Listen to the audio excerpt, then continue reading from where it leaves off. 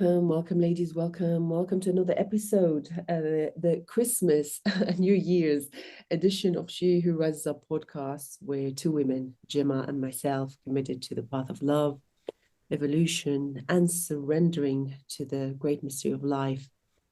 We share our latest life experiences, personal insights, and lessons. And here we are. Having a pre-debate and already opened a conversation before we started to hit the record button, and then we said, hey, why don't we record it straight away? So hey, but before we get into it, because our energy is like, well, I don't know how to describe boiling the energy. a It's bit. boiling energy. And it's great because how many times we said, oh, we had the conversation before, now we're doing the podcast, and it was better, the conversation. So here we are having the There we go. conversation. We're gonna have the conversation live. Hey, Gemma, how are you first? How are you? Well, I'm not gonna lie. You asked me before, and I said I was a bit what's the word in English? I don't know. There's a strange energy going on around at the moment, and looking at the planets, I'm not surprised. But yeah, a bit annoyed could be a word. I don't know what for or who with, no one in particular. Just that energy of. So from a planetary perspective, what can you tell us? Can you give us a forecast of what's happening for the next, I don't know, couple of months, or to get prepared more than anything?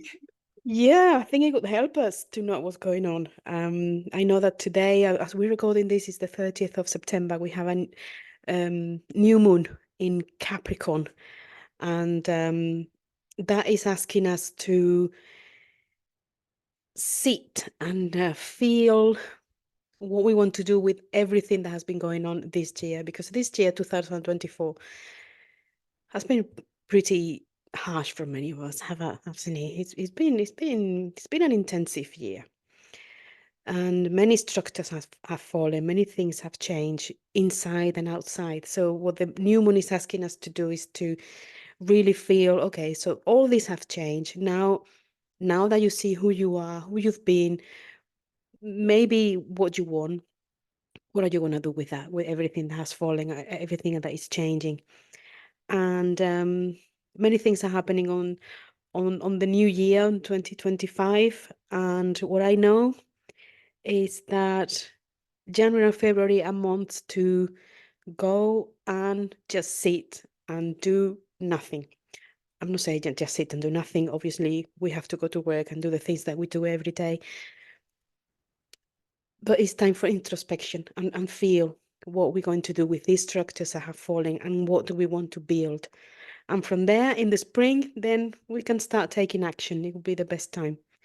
But it's time for keep going within and keep growing and seeing what the new year is bringing and where it's going to take us.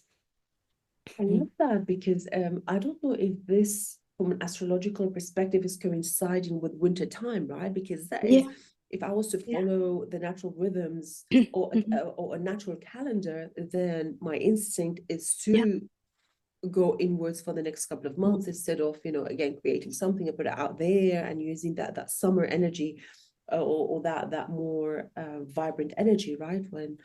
So is it coincidental, or um what do I want to ask?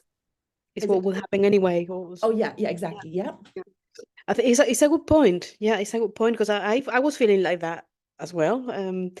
But I think because of the what's happening on the sky is actually even more important this year that we do that.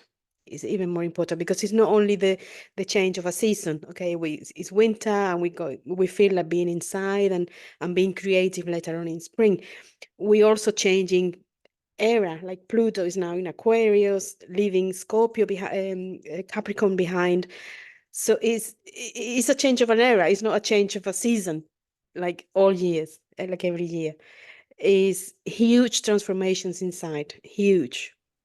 Not only just a little bit. I'm gonna change a belief, or I'm gonna be more proactive this year. It's huge personality. We're gonna be different people by the end of next year. is totally different change. So we prepared. All structures are fallen or are Mm, falling. yeah. So it's even, yeah, and on top of that is winter, like you said. So that change Mm, is gonna happen anyway. But it's even more important and more strong yeah. in this new era. Yeah. Okay. Thank you. Thank you. Thank you. Thank you for confirming that. And yeah, it feels right. I mean, as well, like yourself, I've been having very strange for lack of a better word, or maybe not to be too negative, I guess, with the choice of my words. But yeah, it's been strange over the last Mhm. few days. Mhm. Whether it's I don't know, um, astrologically or from a circumstances perspective or personal, or as well hormonal, or combination of everything. Mhm. I don't know, but the thing is that it's almost the things that we know is also an invitation for all the tools that we have access to truly put them in practice as well, right? I mean, this is what I'm doing my best as well, that I'm so glad that we have plenty of tools to resort to help us transition these yeah, bizarre energies, I guess. Mhm. Yeah. Yes. So, well, before we started to record this episode, we were having a very interesting conversation, right? Mhm. And the conversation. Shall we continue with Yeah. that? Yeah. Yeah. Okay. Go on. And the question was, or what we were debating is, how can I be compassionate, or where do I know what is about? Here we go. Let me actually no. Let me focus. Give me a second. Give me a second to focus. Okay. So where and what is the balance between being compassionate and kind towards others while honoring yourself? Yeah. That was a question, right? And I remember that we were having a conversation around, especially in the work that both of us have been involved in, which is the empowerment of others, and particularly with women, is that we don't empower or we don't guide others or we don't empower ourselves to become assholes, basically, right? Mm. But if we need to hey, metaphorically take the sword out like my Archangel Michael, Yeah. then we shall do that, right? But by default, we're not getting empowered to become unkind to others or to be so self-centered that at the end we forget how to treat others, right? How to treat others, and I don't recall if that was something that we discussed more in private conversation or if we published it in the podcast before. That one of my way of seeing healing is to be mindful of how I'm healing, and not only the healing itself, because what happens many times is that I start the healing process because there is something within myself that I acknowledge and I decide that, hey, needs shifting and needs transmuting, and I need to do things in a different way, and brilliant.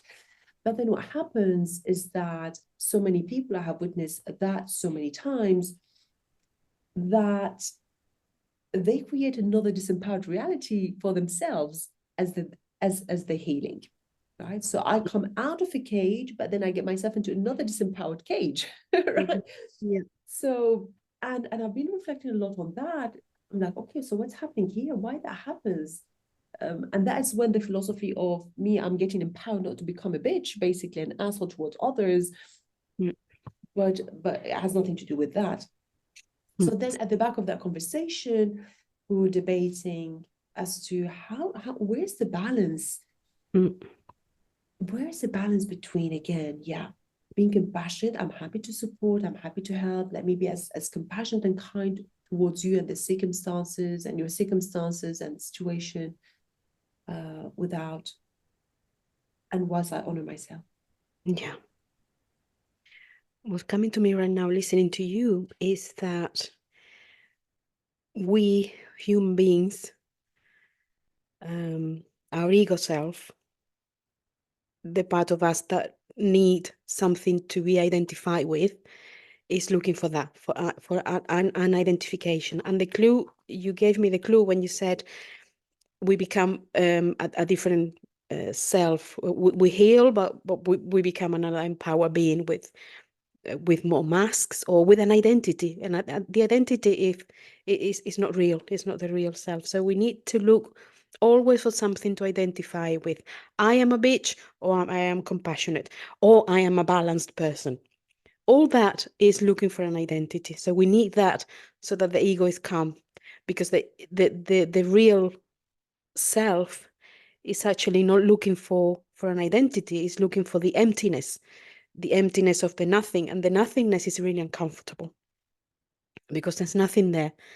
And when you're in that space of nothing, of a vacuum, of emptiness, the ego kicks in and gets scared. Oh, I used to be compassionate and now I'm a bitch, but I need to look for balance, or whatever it is that you need to look for. So that's it. It's all the ego games. Nothing wrong with the ego at all. It's a tool that we use to be in this plane. But as long as we are conscious that we're always looking for something to be identified with, or a mask to put on. So I'm kind in front of people, but really I want to tell him to F off.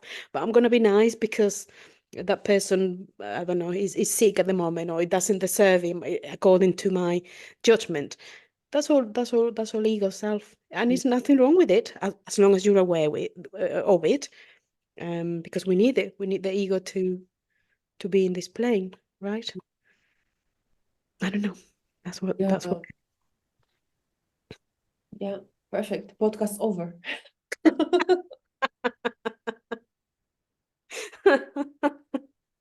So that's that's the answer for everything. That's it. Job Yeah, done. yeah.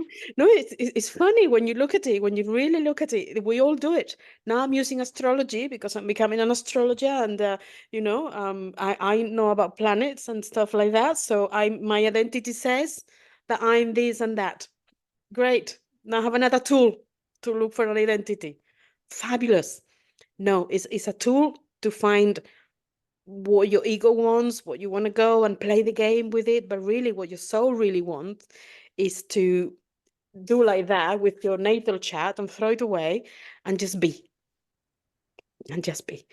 And maybe that be means you can be anything.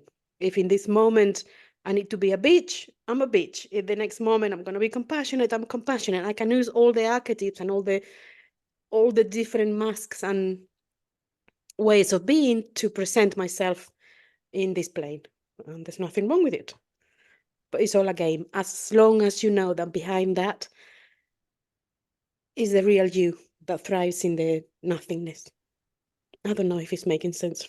For me, it is making sense. Making sense, yeah. And of course, the question was coming is like, how can we do that? How can we cultivate or do as much as we can to cultivate that empty presence and that nothingness that you're talking about, in a world that want us to be someone, want us to do Yeah, something, to what is next, what is the bigger, what is the better, what is, how can I, so yeah, it's like, how can I cultivate that? It's in a busy world. yeah, yeah. That's the beauty of the game. That's the game we came here to play, because it's so difficult. You find the emptiness, you find the uncomfortable.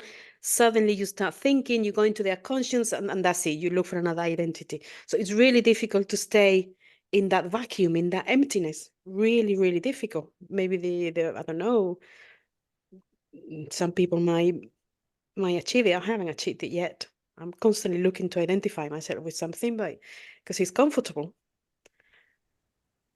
It's And comfortable. how wonderful as well, right? How wonderful to say, hey, as part of the human experience, I acknowledge, because I don't know if it happens to you, but I have been put on pedestals so many times, Yeah. either when I was a people leader, or either when I was, in a position of an Yeah. educator, or the big sister, or I've been put on so many pedestals that um I don't know if I consciously was wanting to prove a point or wanted to fulfill that pedestal. I don't think that consciously I was doing that.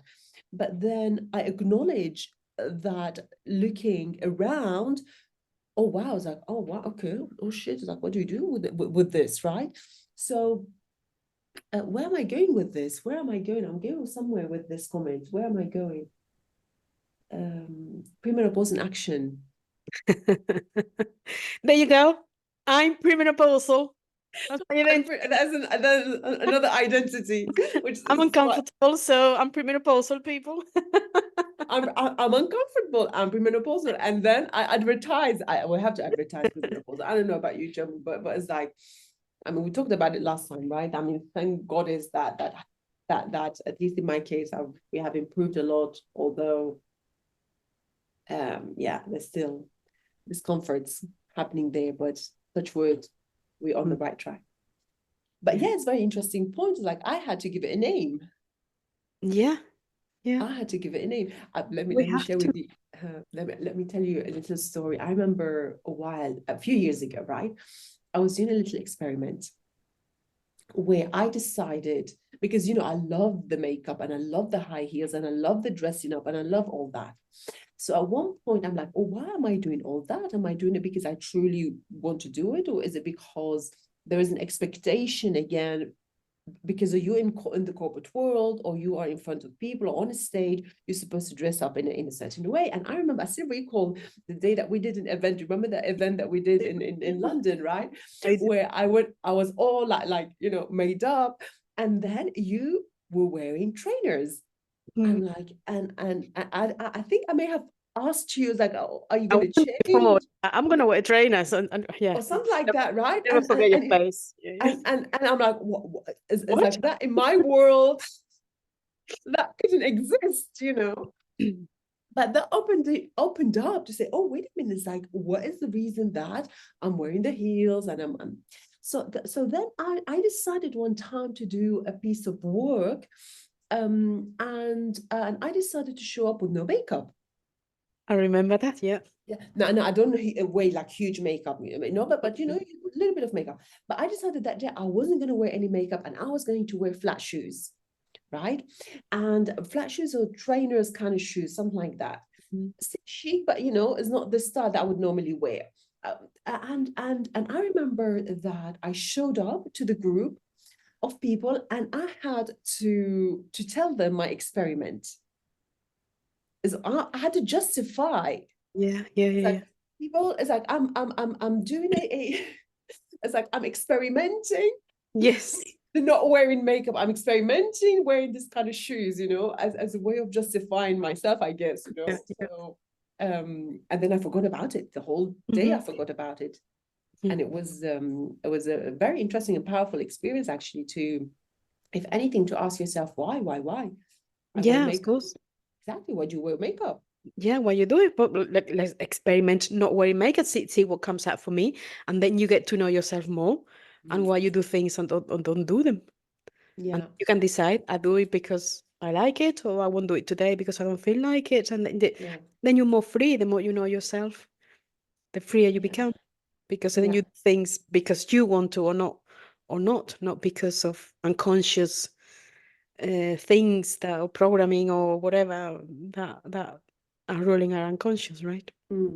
So let's go back to the question of how can we cultivate, because I think this is a very, very interesting point. How can we cultivate this empty presence, which again is a very priestess quality, and very coach quality, that when we are coaching others and when we are in the presence of others, we need to be very mindful of Yeah. where we are so we don't project our own stuff onto the other person, right? Yeah. I think the key is that word you just mentioned, presence, right? That they tell us in coaching to be present with the other person. So you have to, and it's easier when you are with another, because then you are there with them and you train yourself to be there, fully listening to everything that they're saying and not saying. To me, it's more difficult when I'm with myself because I forget. Then I go into my mind and blah, blah, blah, blah. Oh my God, for an hour thinking about something, and I lost a whole hour thinking about that something. So again, it's bringing back the consciousness towards you. Cultivate the habit of being present with the breathing. Breathing is helping me a lot, actually. I started doing it not long ago. Yeah, it's a bit shameful now, but it's true. Because I get lost in my mind a lot.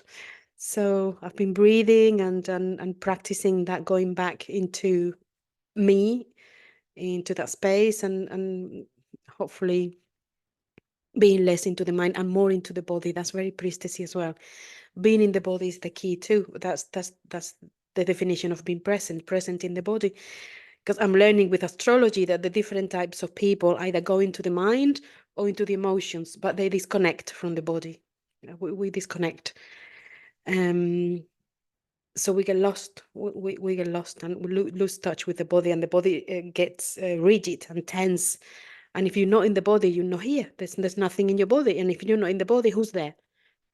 Who's there? Because you're in your mind or in your emotions, or God knows where you are. So I'm afraid it's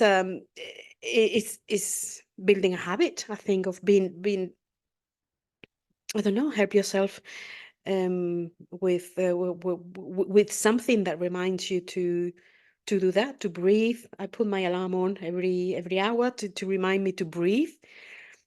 Because we tend to either stop breathing or breathe too quickly, and that is because we're not in the body. When we are in the body, we're breathing consciously, opening the chest, putting the diaphragm out, and yeah, I'm doing that. I'm annoying myself a lot with the alarm, a lot. It's really annoying because every hour, and the hour goes really quickly, and then I realize, God, what have I done in an hour? I've been in my mind imagining things. Okay, let's breathe. Wow. So later on, and maybe next year, in a week or so, I will put the alarms every half an hour instead of every hour, so that it annoys me even more. Just to build that the habit of being present. Is the tendency is to go and leave the body. You know, this is very beautiful what you're saying. Is again, we in the last, was it the last episode of the podcast or the previous one? I don't remember. That we talked about, again, going back to the body. I think it was the last Yeah, one, we right? We talked did. about We the did. body, and it was very interesting because over the last couple of weeks since the last episode, I've been provided with these opportunities to come back to the body, and literally I have been in a situation where my mind was telling me one thing and the body was telling me completely the opposite. Wow.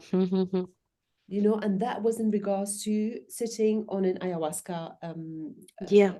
during the ayahuasca retreat, Remember you that. know, and it was coming up, and I kept getting like I kept getting messages, different Yeah. touch points, different interactions, different from different people, and I'm like, oh wow, this is very strange. Am I supposed to sit with ayahuasca? And until like 24 hours before, I was still debating whether I should sit with the medicine or not, and my mind was telling me, yes, sit with the medicine.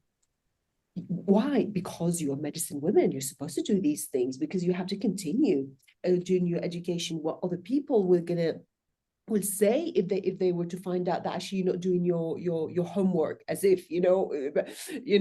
But that was my mind. And what would other, it was all external, actually, all the things that were coming to mind as to why I should do ayahuasca had nothing to do with me. Everything was to prove a point to somebody else. But when every time, and I remember having a conversation, and you also invited me to come back to the body, and my body was like, there's no freaking way. It's like, don't do it. It's like, I right now don't have the capacity to open more portals. Yeah. I want gentleness in my life. I don't want to get into the ring right now with Mama Ayat, and I don't want to do boxing right now Yep. with her, because it's true that when there is beauty, is tremendous amount of beauty, but when we go to the underworld, it's like, expect hell, and my body was like, no, like, no, no, no, no. Yep. and Yep. and that was such a beauty. I believe that was the medicine anyways, for me, in her work as well, and helping me out here. But I was like, oh wow, thank you for providing me such a powerful situation for me Yeah. to also distinguish literally the complete opposite of my mind saying yes, my body saying no, and then, oh wow, who do you listen to? Yeah, exactly. I experience it every day, and it's very funny because when you realize what your mind does, it's really hilarious. Really, it's really hilarious. It's like watching a film every freaking day. I go to the gym every morning, and I get up at 6 a.m. It's really early, and I've always been someone who likes sleeping over, like getting up late. I'm a Taurus kind of woman. But now I'm very committed to my exercise because there are lots of benefits on it.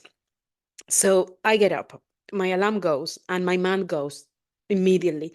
Oh well, oh, it's so cold outside. You could be so nice in bed. Oh, for one day, who's gonna notice? But at the same time, I'm listening to it, but I'm not taking any notice of what he's saying. So by the time the mind keeps going and I get up and I go to the toilet and I get dressed and the mind goes, oh well, yeah, you're still up, you're up, but you can go back to bed. It's nice and warm in here. Look how cold it is, and now the car, blah blah blah blah blah blah blah. By the time I realize I'm outside of the house, my mind keeps going, but I'm doing something different. So my body is not following the noise because it's just noise. It's not really you. Because when I listen to my body, like you said, my body says, hang on a minute. I know that when I go and do exercise, I feel great the whole day. I want to go. Mom, of course, you don't want to go. It's cold, it's early in the morning, but you know it's going to be good for you. And you have objectives and you have goals and you want to have a different life and you want to have a great transformation. So I get out of the door and the mind keeps going. It looks for excuses everywhere, and I just have to observe it. And today, again, I came back from from the gym. I had breakfast today with my friend, and I came back and I put the kettle on to make some coffee, and I was gonna have breakfast again, and I put the toaster in, and then I realized, hang on a minute, this is automatic. I've already had breakfast. Oh well, but you're gonna have breakfast again. It's nice. We have another toast, and I actually connected to my body. Am I hungry? No. What are you doing? And I left the toast there and I just had my coffee and that was it. So yeah, finally I'm getting used to it, but it's a habit. It's a freaking habit and it's not easy, but it can be done. It can be done. And then when you can do it, your mind doesn't control you as much. And it will get to the point that it doesn't control you at all, I hope. We hope, yeah, we haven't reached that stage yet, but at Yeah. least we are in a stage where we are acknowledging that there are Yeah, two powerful, or it might be even more powerful forces in there, because we haven't even exactly. spoken about the heart, by the way, Exactly. and the womb, the power of the womb, very interesting as well. So okay, so getting back to the question. So for us to cultivate the empty presence, we're talking about presence, we're talking about breath, we're talking about come back to the body, listen to the body, and action the wisdom of the body. Anything else that comes back, comes to you um, as a Hmm. reminder for ourselves, but of course, for the Yeah. sisters that would I be. think it's very important. Something I'm getting very fond of recently because I didn't like it before, and it's two words: commitment and discipline. Without that, it's very difficult because it's difficult already anyway, because we used to be in another world, in our mind, in our doing, in our emotions, anywhere but in the body. So having commitment because you have a greater goal or greater aspirations for you, no for nobody else in life, to me is helping me, and that is taking me to discipline, which is getting up in the morning, not listening to my mind, but going and do what I said I'm going to do, which is going to the gym every day. Then I come back and I do my to do things, the list for the day, and my studies and so on and so on. So those two things are key, and is helping me as well to get my masculine energy into gear, because obviously that's nothing feminine about discipline and responsibility. It's all masculine, but it's about integrating again, finding the balance between the two energies as well. um and it's great because it's the masculine energy that I'm not looking for that energy outside of me. We used to look for protection. We were talking about that before the call, for protection outside. or some, yeah, the masculine energy outside. No, the masculine energy is within me, and I'm going to use it as well as my feminine. The feminine energy is more circular, and you go back to it always. Because after a while that okay, I'm in the gym, now I'm going home and I'm going to have my feminine moment with my candle and my incense, and then I'll have breakfast, blah, blah, blah, and then I go back to my masculine and organize my day. So it's a balance between the two. So I think that's key. That's the key. Having the balance between the two energies inside, not waiting for the outside to do it for you. Yeah, I love that. And I would like to add as well, I'm a big fond of altars anyways, it's like, and because I ritualize everything in my life. Yeah. And in fact, I think my first altar was I put together at the age of 8 or 9, something like that. Anyways, I'm a huge fan of altars. And so what I'm going to do as soon as we finish recording this is and what I've been doing as well for the last few days is whatever energies that are out of balance in myself, I bring it to the altar. Wow. Yeah, I bring it to the altar. I bring it to the altar. Beautiful. Yeah, and to help me alchemize it as well, so it's because altar, I mean, if we believe that an altar is a portal, right? So if it's a Yeah. portal, then a portal is capable of alchemizing that and so much more. So that's what I'm going to do. It's the asking the altar for support to alchemize that. Yeah. Yeah. But ultimately is a joint work. The altar's not going to do anything without Yeah. Yeah. Yeah. your Yeah. presence and intention and your Yeah. presence. Yeah. Another thing that comes to me as well, which I'm working on too, is to put yourself first. The art of putting yourself first. And that I Yes. know, yeah, that I know it might sounds what's it, what, selfish, egotistic, but it's not. It's not really, because if we are not here for ourselves, who's gonna be? Who's gonna be? Do you know what? I'm a massive advocate for that. I'm a massive advocate that I could not give from an empty cup. I need Exactly. to give from an overflown cup, Yeah. right? Yeah. Having said that, right now, of what I'm going through, I'm being Yeah. deeply challenged, as if I don't know what's happening there, as if I'm supposed to integrate something I haven't integrated, or put something in practice that I haven't put in practice, or continue with the integration work. I don't know what it is, but I'm deeply, deeply challenged right now to say, oh, wow. So again, going back to the early conversation, how can I be compassionate and kind and supportive to others without losing myself Yeah. and dishonoring and Yeah. disrespecting myself? Yeah. I think it's challenging because we're not used to it. I believe we're not used to put ourselves first, so we think it's selfish. We think, oh, but I should put this other person first because he's going through something. But really, if I don't honor what I'm feeling, if I don't honor what I am or what I want or what I truly desire, who am I expected to honor? The other person? I'm being false, I think, because I'm forgetting myself, and myself is the only thing I know about, because all the others are just reflections of me. They are the projection I'm putting onto them, not the real person. But if I see myself and I honor myself, then I truly see the other person for who they are, not my projection. Because if I don't do what I need to do for myself, I'm going to project that shit onto them one way or another.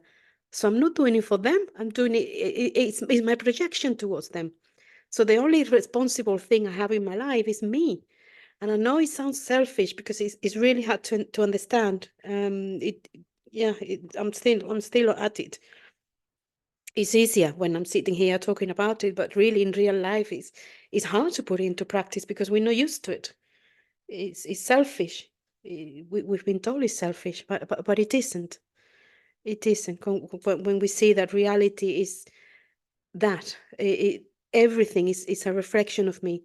So if I'm not totally pure and authentic, I'm gonna project it out onto whoever comes into my reality, and whoever comes into my reality will have qualities that will facilitate that projection. So Yeah. it's the only thing that we know about ourselves, our body. I was saying yesterday to my cousin, I went to have lunch with my cousin. I was telling her, the only thing I'm sure about is that I have this body. I don't even know if it's real either, but we can think about imagining what's in another planes, or even seeing what's in another planes, believing what's after death. But I don't know if that's true or not. I have no idea. The only thing I have is this body that my soul is actually embodying or wants to embody. That's all I know. Who am I to know what the other person needs? We want to help other people, but do you know what the person really needs? If the other person is also faking and tells you something different, oh yeah, I'm fine, but really they're not. Or I need you to do this for me, but what is that need? What you asking me for? Is actually masquerading what's behind that need. Well, we haven't got a clue. Yeah, absolutely. So for me, as last few words, I would like to say and share here with ourselves first, because it is completely impromptu. I think this is the most impromptu episode ever, and but also to the sisters and some of the brothers, because some gents as well listen to these podcasts. Yeah, you're Anyway, welcome. welcome, of course, welcome. And so for me, it's the cultivation of a space to come back to yourself, call it in the form of the altar, call it in the form of silence, or call it in the form of going to walk in nature. It's a human need, in fact, to spend time on yourself. And then if we have the courage to ask ourselves deeper questions, and a sister that I've met yesterday, had she is a truth seeker herself as well, and she cultivates the truth seeking. So when we were having conversation and came to a very, very potent realization herself, she was able to take it in. She took it in, as much as it was deeply fucking painful. She took it in, and that comes from the courage as well to live life, and to live as a truthful to your own self as possible, honoring your humanity, knowing that we're not perfect here, that we are student and teachers at the same time. Now I remember what I wanted to say about that pedestal situation, but anyways, we'll leave it for another time. Now I remember.